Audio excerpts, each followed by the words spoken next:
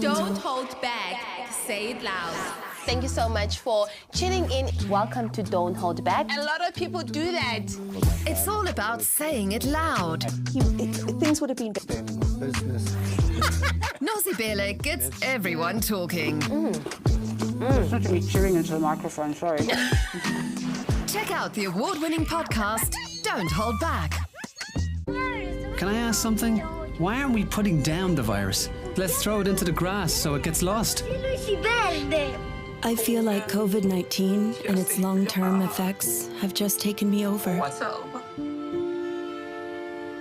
I hope we'll see each other again one day.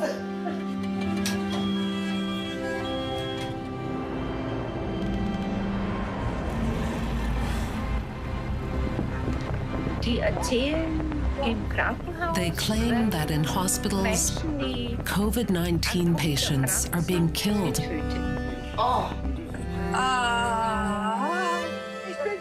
Open the brothels. All other industries are open. Is it pesto? Yeah, what? 5 years after COVID, we remember when the world stood still. Starts March 8th on DW.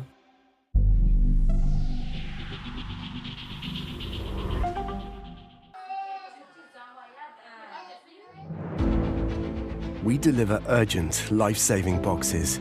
We give our everything to reach those who need us the most. Every box feeding their futures.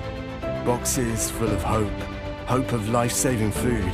We fearlessly deliver, not just next day, but every day. Thousands of children are still waiting for their delivery. Sponsor a box today, so together we can deliver futures.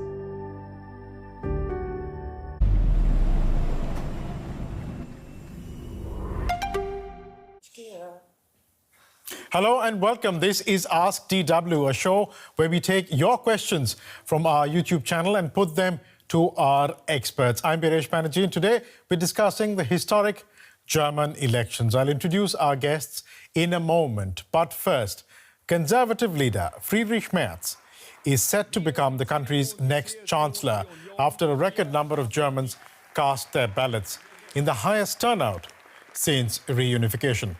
The Social Democrats and current Chancellor Olaf Scholz took a hammering, but they're the Conservatives' most likely junior partner in a possible coalition. And the far-right Alternative for Germany, or the AfD, has been celebrating its finish in second place. It doubled its share of the vote since the last election. So Germany's voters have opted for a change of government. Let's just break the numbers down for you first.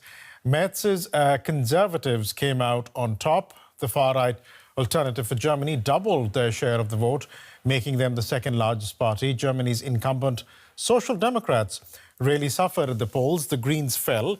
The Left Party fared better than expected. The BSW, which splintered from the Left Party last year, failed to make the 5% threshold needed to enter Parliament. And the business-friendly FDP crashed out of Parliament. Remember to send us your questions on our YouTube page. You should see the Ask DW stream right there. That's where we'll pick up your questions from. And one of the persons who'll be answering your questions today is Nina Haase, DW's chief political correspondent. We'll be trying to.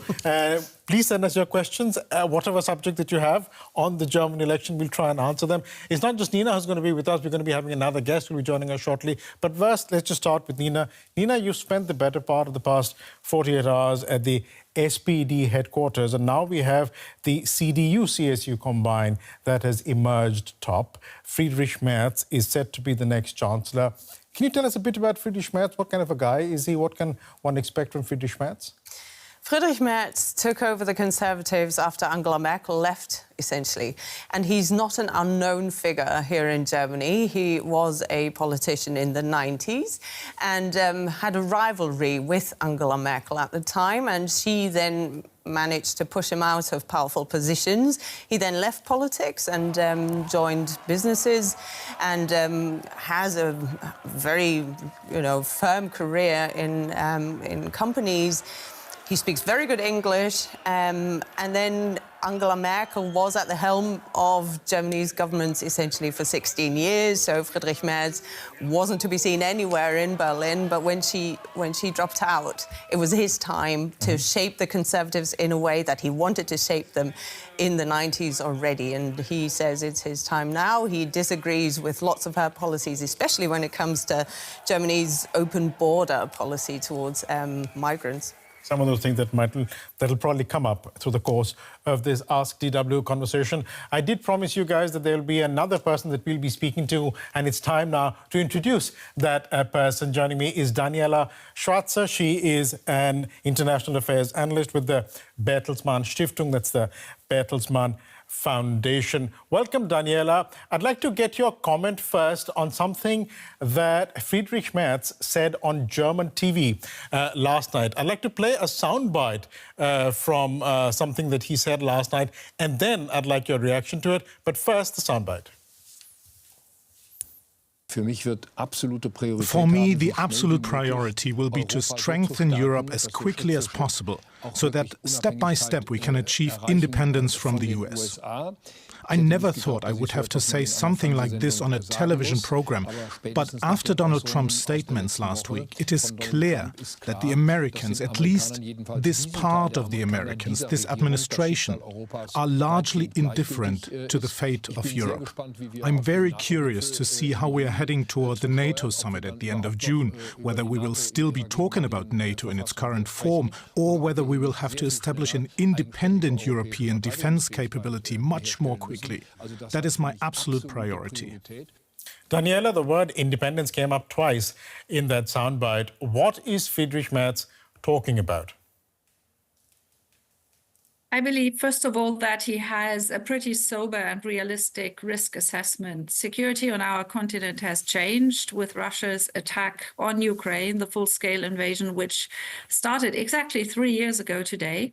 And hence a situation where there's a war on our continent and a hybrid warfare of Russia in our societies and really reaching out to many, many EU countries on the continent. And at the same time, a United States that questions the security alliance. Even though Donald Trump hasn't said that he wants to pull out of NATO, he has asked Europeans to do more for their security. He has started to organize negotiations with Russia. The foreign ministers, the American and the Russian foreign minister, have already met to discuss Ukraine, and Europeans don't have a role to play in these negotiations, as far as we can tell from today's perspective.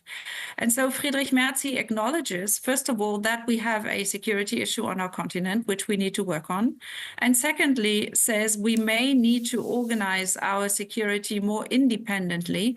And there's one important thing that he says, and that is step by step.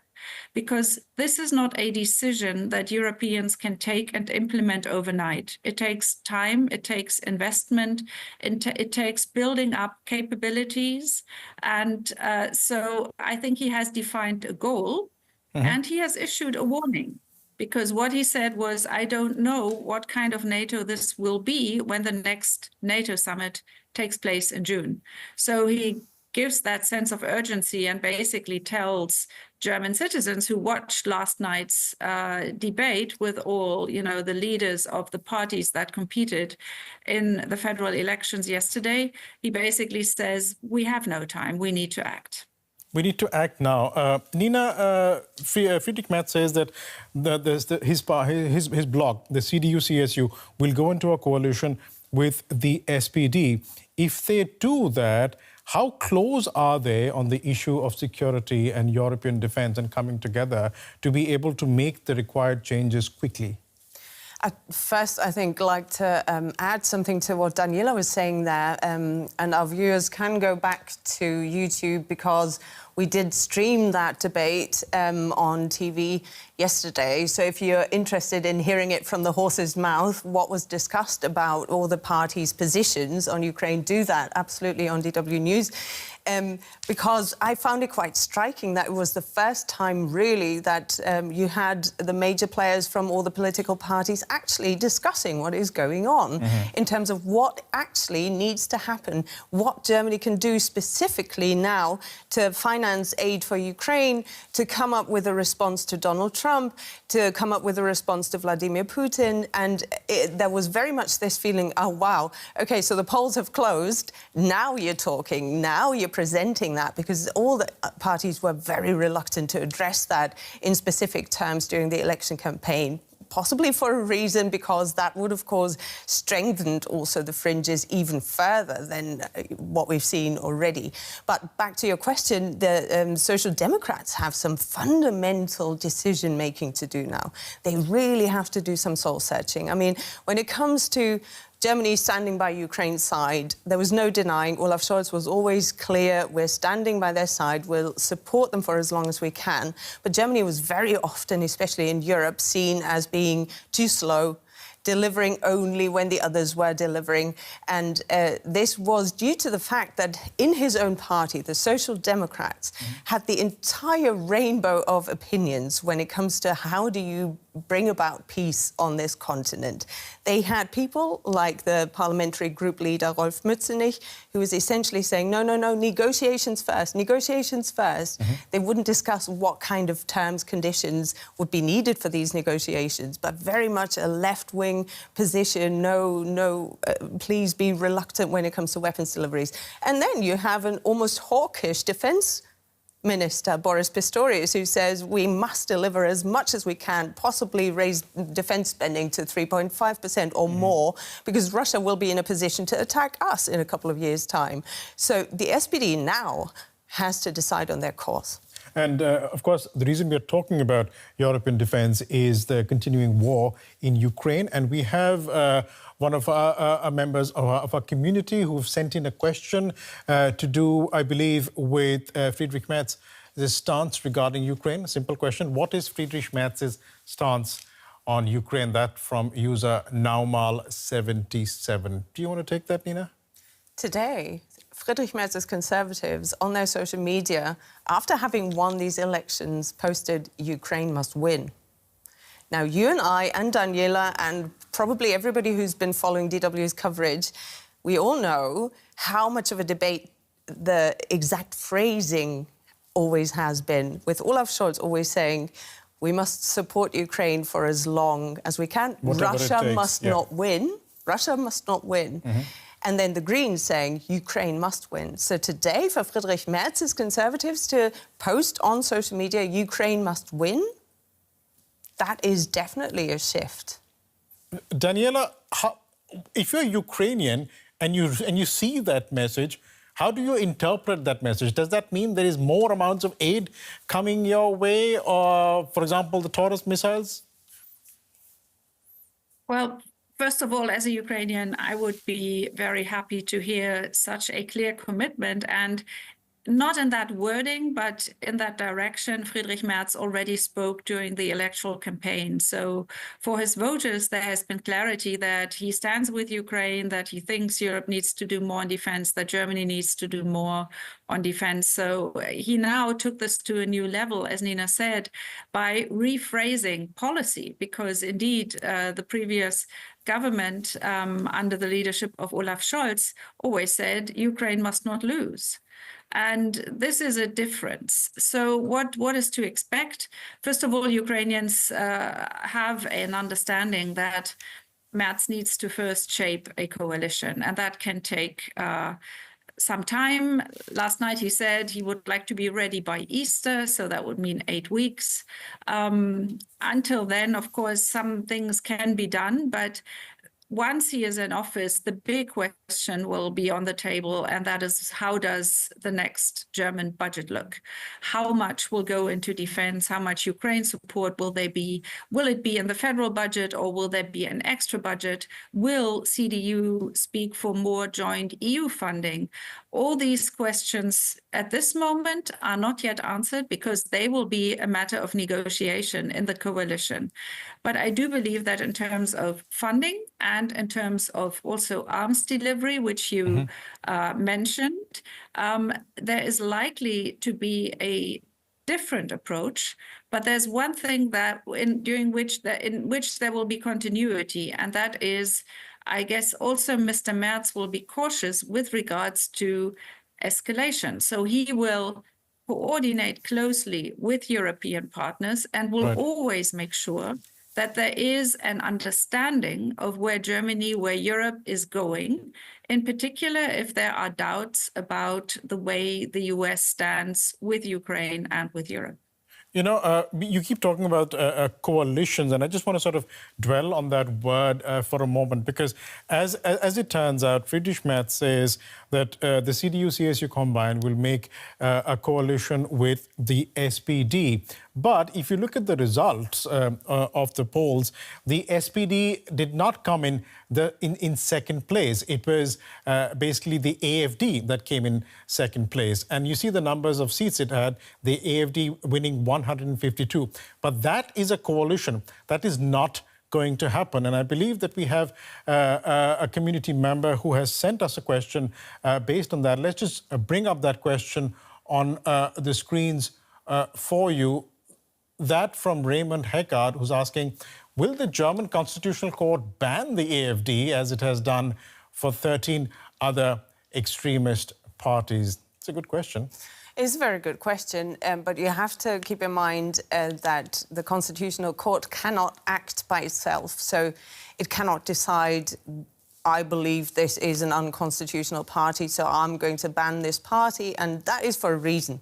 Of course, with Germany's Nazi past, we tried to set up a system after the World War where power wasn't concentrated in any one institution. So it's spread out, which means, of course, that the way German politics is done, the way our society is organised can sometimes feel slow, but it means that there's always checks and balances. So the Constitutional Court can act if a democratic institution officially files a charge against the AfD. If they did that, for example, the Bundestag, so the parliament could do that, or the government could also do that, and the Bundesrat could also go to the courts and say, look, we want you to look into whether or not this party needs to be banned. And in fact, it's not a theoretical question. This was something that was debated in the current Bundestag, that is the outgoing Bundestag, and some members of parliament from the Conservatives, but also it was a cross-party movement. They tried to get enough votes together to make that move, because you need a certain amount of votes, and they didn't get through. And the pro and contra was, you know, we need to interfere because this is a party that is in parts under observation by Germany's intelligence agencies, where they say that they have legitimate concern that they're working against our constitution. So if they get too powerful, what then? But the other people were saying, OK, if we try and ban them and then we can't provide enough evidence, then we make them even stronger, because then they'll say, OK, look, you tried to ban us, you have no arguments, we need to fight them on the content. But that having been said, they are strong, aren't they? I mean, they've had the best result ever. They doubled their results, their vote share from the compared to the previous election. Alice Weidel, the co-chair of the party, said it's the party of the future. It is on the path to doing well in the future as well. Why is that happening? The AfD are a very young party. They started off as a Eurosceptic and Europe-skeptic party, and they've radicalised over the last 10 years and have now adopted an anti-immigration stance. They are focusing very much... they want to leave the euro. They do want to potentially leave the European Union. They want to fence Germany off, essentially, against immigration. and they do resonate with a certain group of people, especially in the east of the country, that say we need some fundamental changes, especially when it comes to immigration, that is out of control. What dominated this election campaign was that we did see a series of attacks committed by non-German nationals. So, you know, the AfD managed to get their core topic on the agenda. The other parties had sort of tried to avoid the topic of migration, but then with these incidents, there was a very fierce debate going on, and Friedrich Merz also allowed for the AfD to become the dominant player for the very first time in Bundestag to decide about a motion that he put forward. So in a way, he helped normalize the AfD as well. And the SPD lost a lot of voters to the AfD. So the SPD didn't ring through to their core voter base, which is the workers.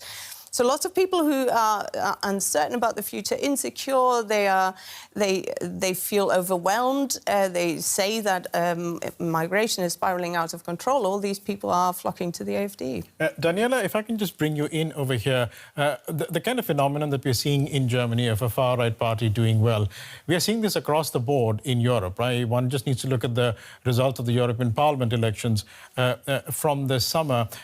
If this is happening across Europe, how worrying is this when we are talking about, when Friedrich Merz talks about a stronger Europe or a more cohesive Europe? How worrying are these far-right movements or parties when it comes to that goal?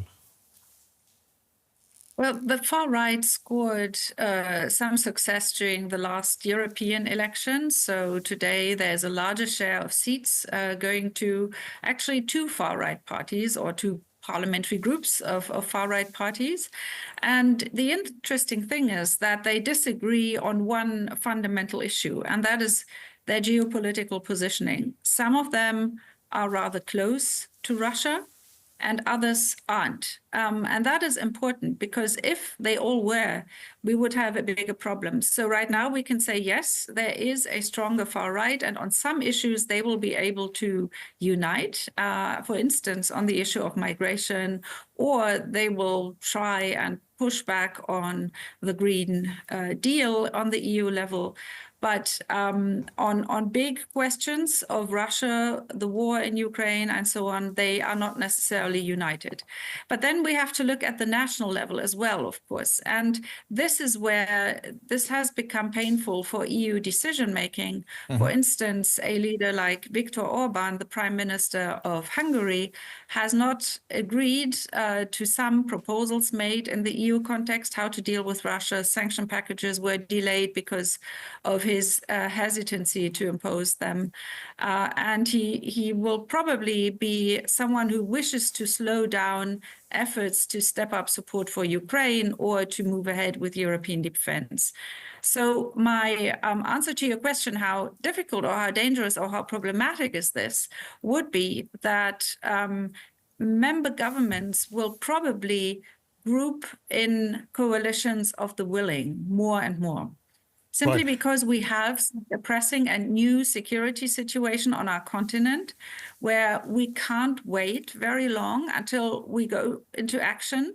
Just like Friedrich Merz said this in the very first little film which you showed, there is a need to act quickly.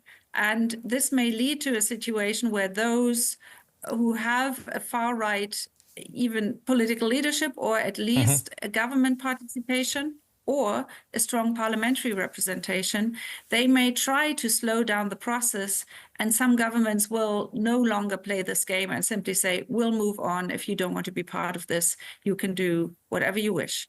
And so in the area of defense and security, this works. Right. It's not an EU competence, so it relies on governments anyway. And I believe that is the way we will see things evolving in the European Union. Thanks for that, Daniela. This is, in case you're just joining us, this is Ask DW, where we encourage you to send us your questions on YouTube through the community chat on the Ask DW live stream. And we have one of those questions that we can bring up sent to us by Daniel Newman, who's asking, could a coup happen in Germany like we are seeing in America, and what guardrails are in place to prevent that. Nina, would you like to take that one?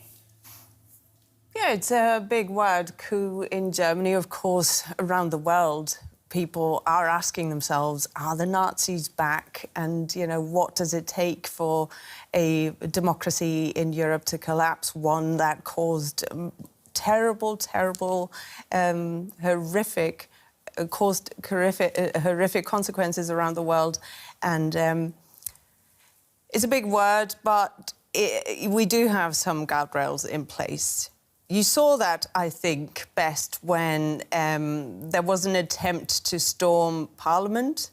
That was a couple of years ago. It was, you know, the COVID period was difficult for society, and, you know, there was a big debate about infringement of privacy laws and, you know, limiting people's freedom, etc.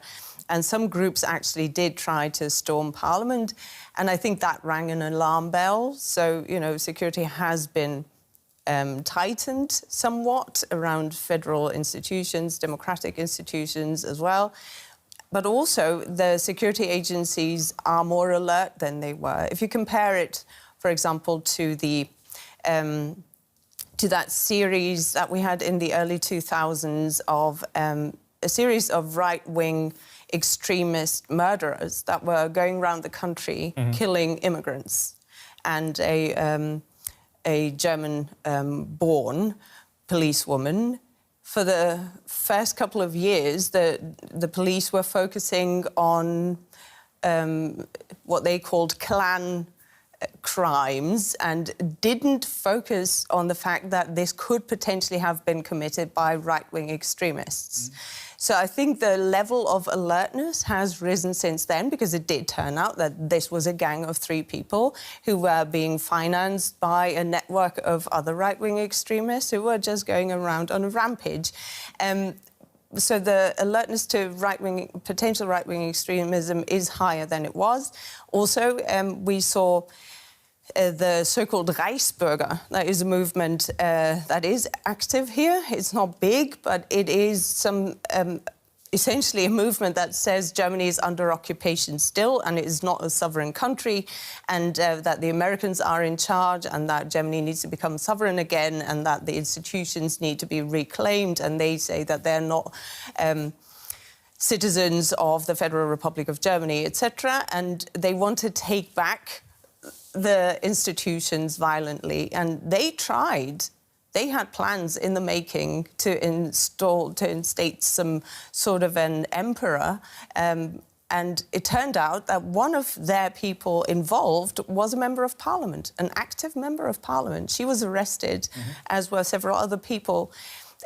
So these people are active, and of course now there's big concern is the describing of problems by the AfD, how they're going to shape the debate, opening the space up, essentially interpreting freedom of speech as the right to lie, and stirring up hatred in certain groups of the population, not necessarily themselves, but the networks that place their hopes in them. Are they going to become more powerful or not? Well, I think over the last couple of years, we've seen right-wing extremist crimes have been on the rise, so the security agencies are more prepared than they were, and we are far away from a coup. Right. But again, the AfD have said very clearly they've got their eyes on 2029, they've got their eyes on making the next German government as unstable as they possibly can. And, of course, their voices are going to be heard across the Republic. You never know how people react. Let's just bring in another question from a community member who has sent us this question. This is from Carolina Vilena. She's asking, how will the coalition involving the CDU-CSU end up if they don't want to work with a far-right party like the AfD? Maybe I just bring that to you, Daniela. The CDU-CSU has said that they don't want to work with the AfD. Is that going to be problematic for the coalition moving forward, particularly when it comes to governing and in Parliament trying to pass laws, for example?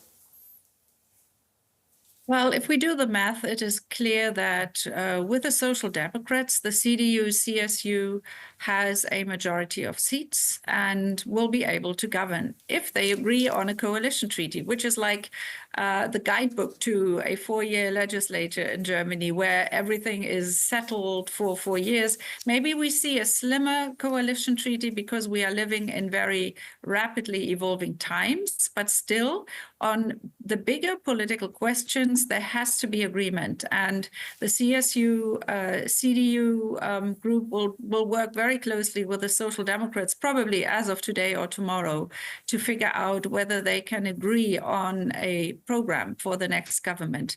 And that would be a government which could work pretty well. Yesterday's election results show that the opposition is indeed dominated by the AfD, by the Alternative für Deutschland. And Nina just said that they have announced they want to make this government unstable, so they will use all kinds of parliamentary tools, and they have already done so in the ending legislative period. So that will be the reality. Parliamentary work will be more difficult. They will be public. They have important jobs to cover as the largest opposition parties, such as the chair of the budgetary committee. And all these things will be there. But it is possible to form a government without the Alternative für Deutschland if they find a political compromise. Of course, one of the biggest issues for the AfD was the issue of immigration, and this is something that they, as Nina was also trying to say, they were trying to exploit. We have a question from a community member on the issue of migration, and this is from Farhan Imo, who is asking, will there be any change in the newly passed fast-track citizenship law, even though the Conservatives will likely form a coalition with the SPD? Will there be a change, Nina? This is, I think, too early to say. A lot will just go. We'll just have to wait a little about the details. The Conservatives have been very clear that they did not agree with a lot of the liberal policies that the current government or the previous government, the coalition that collapsed in November, that they adopted and pushed through. And of course, they will have to appeal to voters sort of on the right spectrum, right political spectrum, and say that they want to control immigration. So immigration will be one of these issues, or migration in total, where every little instrument will be looked at very, very carefully. And the Conservatives are under pressure. They do want to deliver this picture of, OK, we will get it back under control.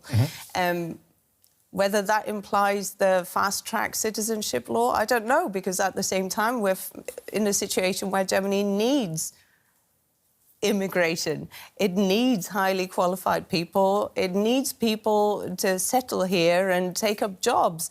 You know, I mean, our population is aging, so of course they're not going to close the borders or anything. But which aspects of the immigration laws are going to be changed, that will depend on just what the Social Democrats will want in order for them to enter into a government with Friedrich Merz as well. Correct me if I'm wrong, the citizenship laws was basically as an incentive to try and bring in more skilled workers, try and attract them to Germany, that well, you can get citizenship there.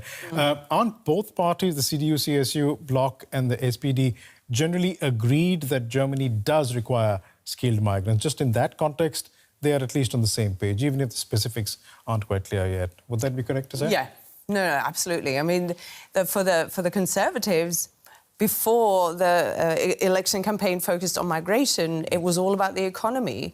And then they let that opportunity slip, essentially, and followed the AfD somewhat, at least rhetorically, by jumping on that topic and say we need to control immigration. But before that, they said, OK, everything we can do to get the economy going again, we're going to look at. And of course, they acknowledge that that cannot just come from people who are here already, that lots and lots of hospitals wouldn't be functioning anymore if we didn't have people from abroad. This is a show called Ask DW, which is why we're asking for your questions, and one of those questions is here with us. Let's have a look at it on the full screen. This is a question from Philip Pierce, who's asking, what would be our guest's take on the Sarah-Wagenknecht alliance, or the BSW, that's the Bündnis Sarah-Wagenknecht? It's curious how the CDU, SPD and the Left Party are losing out to parties like AfD and BSW who want to restrict immigration. I think that's an excellent question, Nina. It is indeed, but I think we do have to make a bit of a correction there, because the Left Party actually won and surprised everybody and saw this sudden surge again and made it into Bundestag, even though lots of people had said they would never, by saying we need to be open and welcoming to everybody. We're not going to deport people. So they benefited from a pro-migration stance. So the Left Party didn't lose out. Having said that, the BSW looked very, very close to getting into Bundestag. And yes, their leader was very clear, we want to control migration. And the AfD, of course, the most hardline, hawkish sort of a party when it comes to that topic. It's true that migration is an emotional topic. It is something where I think we'll have to see how the next government is going to treat it. And it's also true that that we have seen a couple of incidents where people should have been deported and the authorities were just too slow, or they were not communicating with each other. And so there's essentially agreement that the state failed the people. You know, that people should have known that there was somebody out there who was going to commit a crime and they didn't act, and that is not a popular thing. You know, if you feel let down by your authorities, of course, people start losing trust in the institutions. Let me just bring you in, Daniela, on this. On the issue of immigration, would you say, what is the picture when one looks at Europe as a whole? Is Europe getting more anti-migrant, anti-immigrant? That is definitely a more general tendency, and not only something that has recently happened in Germany with the rise of AfD and with BSW trying their luck to get into Bundestag. They are both present in the European Parliament, and so are other far-right parties who want to take a more restrictive stance on immigration. Just look at Italy with the Prime Minister Giorgia Meloni, who actually tries to create immigrants' camps and process their applications outside of the Italian territory in Albania. Not successfully so far. She has gotten into a row with her own courts, but there's generally an attempt to really externalize the issue of migration, to basically pull up borders on the outside of the European Union. And we have seen some countries, including Germany, at least on a temporary basis, to reintroduce border controls within the single market, where actually the free circulation of people is one of the fundamental principles. But let me just say one thing, this discrepancy between being more restrictive on immigration and, on the other hand, this need for people coming into our countries to work. Aging societies are not only a German problem, but it's really something that is the case in other EU countries as well. And what we see right now is that when far-right parties get strong and really not only dominate the political narrative, but in particular play a strong role on the local level, for instance, people don't feel comfortable anymore who would come as qualified labor, who were actually invited to come, and then they are there and then they don't feel well because they feel the political climate is hostile, because there may be aggression on the street. So in fact, the rise of the far right makes this policy, which is so needed to attract qualified labor, far more difficult. We can already see, because Germany already has a law that allows this, that people come, but then they don't stay. And this is something we have to discuss very honestly and very seriously to really evaluate the price of anti-immigrant positions because it does have a negative effect on society as a whole. And in Germany, 1/3 of all Germans have an immigration background. Right. So it's actually something that concerns our society, the citizens, in a very important way. And I think we need a conversation, but in a, let's say, more constructive and positive sense, not fear-driven, as AfD has tried to do it. So immigration was certainly one of those topics that overshadowed this election. But you also had Elon Musk that played a role, at least when it came to the election and the comments that people had to say. This is a question from Raymond Heckard, who's asking, will Germany file criminal charges against Elon Musk for election interference for promoting the extremist far-right AfD? If I can just throw that to you, Daniela, is that something that is being considered to file criminal charges against Elon Musk? So far, I'm not aware of a serious initiative. Of course, the question is raised, is that possible? Maybe Nina knows more, but what is definitely the case is that there has been an extremely strong political pushback. When Vice President J.D. Vance promoted AfD and criticized the moderate German parties at the Munich Security Conference, that was also an interference into our election, which was only 8 days ahead at that time. And it was super interesting to see how leading politicians immediately and spontaneously pushed back. For instance, the defense minister, who spoke a little later, he put away his script at the moment of his speech and basically actually also said, I'll speak German now, because he wanted to send a message to the domestic audience as well. And he said very clearly that this is totally unacceptable. Friedrich Merz said so, Chancellor Scholz said so. So basically, there was a very strong political pushback, which was very clear and I think very important to send a message to German citizens that there is an interest to really keep German elections as free and fair, and to push back against external interference. In fact, if I remember correctly, Nina, you interviewed Boris Pistorius as well after that interview, but then after that speech. Let's just take in another viewer question that's come to us on the YouTube community chat. We'll throw the question up now. A question from Nilay Chaturvedi, who's asking, isn't the biggest challenge Germany's economy since it hasn't had GDP growth in 3 years? A recession is what Nilay is talking about. How does the coalition plan to deal with it? What is Friedrich Merz's plan to tackle this? It's a big question.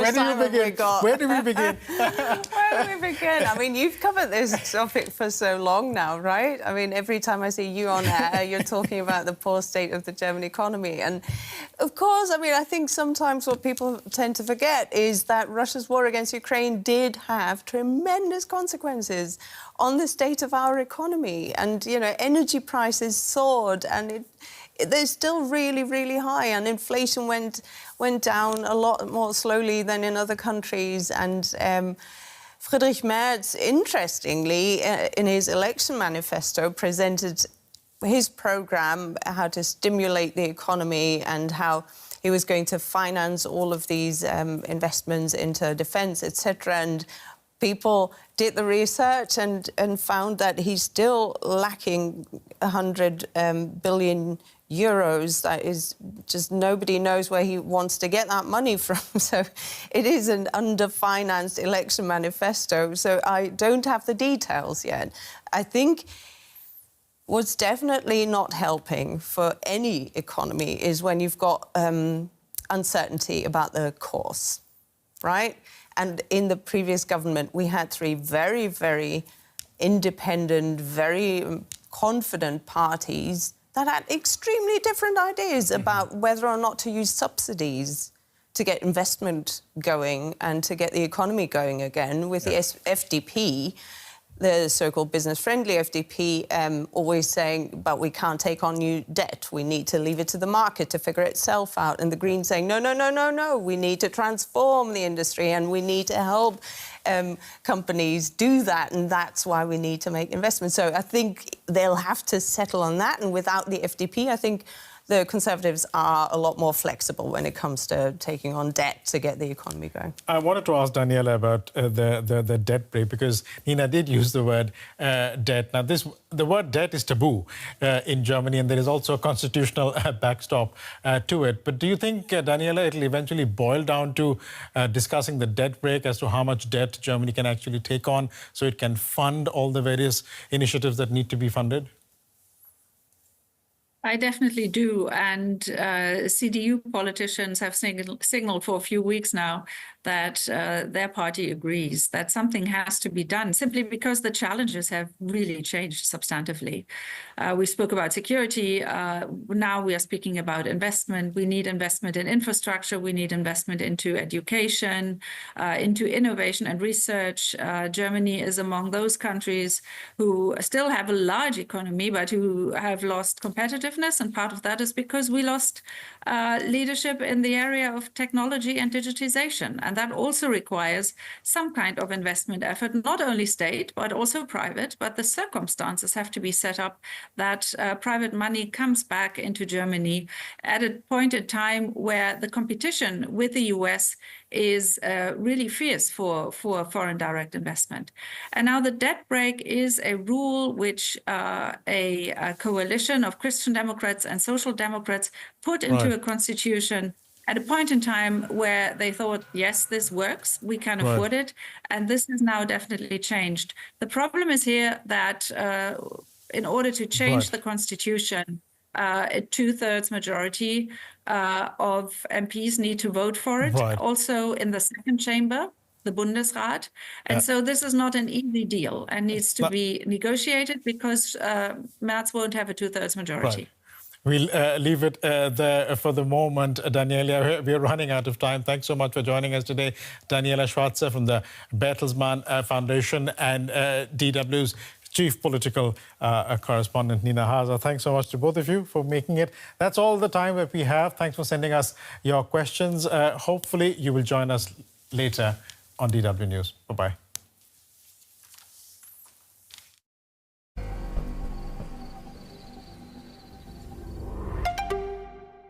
Get the greenest of all your updates with green innovations, green trends, the holy grail of electromobility, and green